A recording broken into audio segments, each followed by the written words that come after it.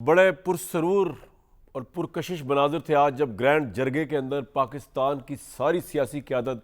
अली अमीन गंडापुर की क़यादत के अंदर बैठी हुई थी। बड़ी अच्छी बात है,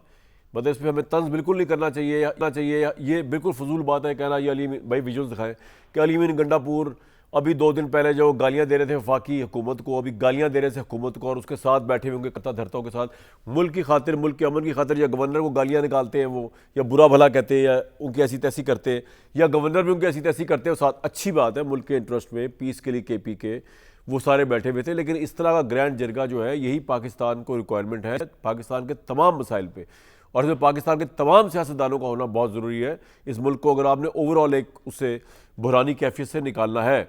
तो मोहसिन नकवी साहब भी बड़े अच्छे लग रहे थे, अमीन गंडापुर साहब तो बहुत ही अच्छे लग रहे थे, साथ फिर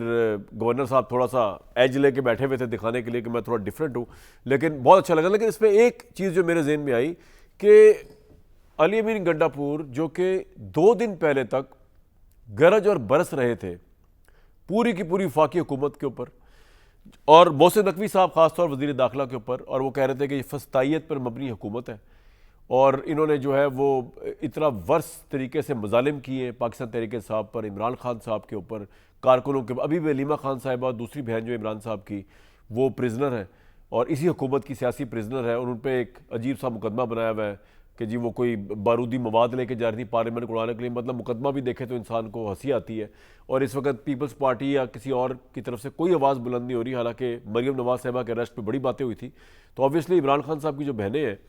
उनके ऊपर भी आवाज़ उस तरह बुलंद होनी चाहिए थी। लेकिन यहाँ सियासत हो रही है और सियासत यहाँ पे डर्टी सियासत है। वो डर्टी सियासत ये है कि जब आप फंसे हुए हो तो आप कहते हैं कि जरा हमें भी तो आप जख्म लगे थे और आपने लगाए थे, अब आप चखो। कोई लर्न करने को तैयार नहीं है कि चलो जी हमारे साथ अगर बुरी हुई थी तो हम आगे बुरा ना करें ताकि इस मुल्क के लिए अच्छा हो। लेकिन बहरहाल तो जो एंगल मेरे जहन में या जो मेरे जहन में चीज़ आ रही थी कि अली अमीन गंडापुर इतनी बड़ी ट्रांसफॉर्मेशन कि अभी वो गालियां दे रहे थे, फतवे बांध रहे थे, उड़ा के रखते गए इनकलाब के नारे, और KP की असेंबली के मेम्बरान को खड़े करवा के हलफ लिया उन्होंने कि वफाकी हुकूमत को उड़ा देंगे। IG इस्लामाबाद मोहसिन नकवी सबको, तो वो जिस पुरअमन तरीके से बैठे हुए थे तो लग तो ये रहा है, फिर परसेप्शन ये जा रहा है कि शायद इमरान खान साहब ही हैं जो सिर्फ चाहते हैं कि इन लोगों को इनकलाब लाने के लिए लड़ जाओ वफाकी हुकूमत से, ये खुद तो नहीं चाहते। अब अली अमीन गंडापुर साहब आज बड़ी रीजनेबल टॉक कर रहे थे, वो तमाम मुखालफिन के साथ बैठे हुए थे, तो क्या सिर्फ इमरान साहब चाहते हैं कि ये इनकलाब आ जाए और वो रिहा भी हो, ये फस्तायत मबनी गवर्नमेंट भी हो, और बाकी पार्टी नहीं चाहती? क्योंकि बाकी तो पार्टी ये गौहर अयूब साहब वगैरह और ये जो उमर अयूब वगैरह ये तो बाहर निकलते ही नहीं ना, ये तो एहतजाज में अल्लाह के फजल तुरती दूर से ये शेलिंग भी हो रही हो कारकुनों पे, तो मोबाइल से वीडियो बना रहे होते हैं, अपने कारकुनों की लीड नहीं कर रहे होते। असद कैसर साहब, अली मोहम्मद खान साहब हमारे भाई हैं, इनके ये कोई लीड नहीं कर रहे होते, ये कह रहे हैं हमने असेंबली में अददी तादाद पूरी करनी है। इमरान खान की कॉल गई भाड़ में, इमरान खान की रिहाई गई भाड़ में, हम तो जनाब वो पार्लियामेंट में बैठ के तो हम गिरफ्तार ना हो जाए कहीं, वो इमरान खान की बहनें गिरफ्तार हो रही हैं या अली अमीन गंडापुर के ऊपर टफ टाइम आ रहा है या टफ टाइम नहीं आ रहा। तो इस सिचुएशन में सवाल ये उभरता है कि क्या सिर्फ इमरान खान और उनकी बहनें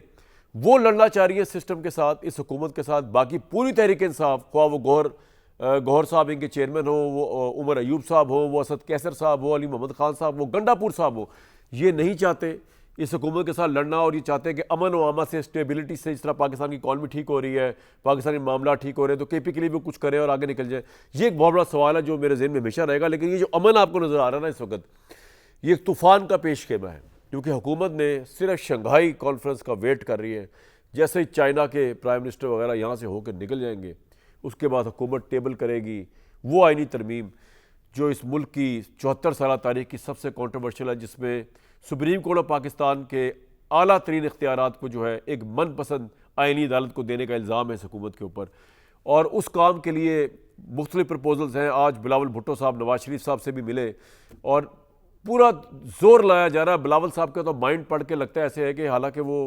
बहुत बड़े डेमोक्रेट है, लेकिन वो इन्वर्टेड कॉमा में वो कह रहे हैं ज़मीर की आवाज़ पे अगर कोई मेंबर आ जाएगा हमारे साथ तो वो आईनी तरमीम जो है उसको मॉरली जायज़ समझते हैं। मतलब अगर तहरीक इंसाफ को बंदा लोटा होकर इनके साथ आ जाए ज़मीर के नाम पे, वो उसको सही समझते हैं। वो ये भी समझते हैं कि उनको ट्रस्ट नहीं है,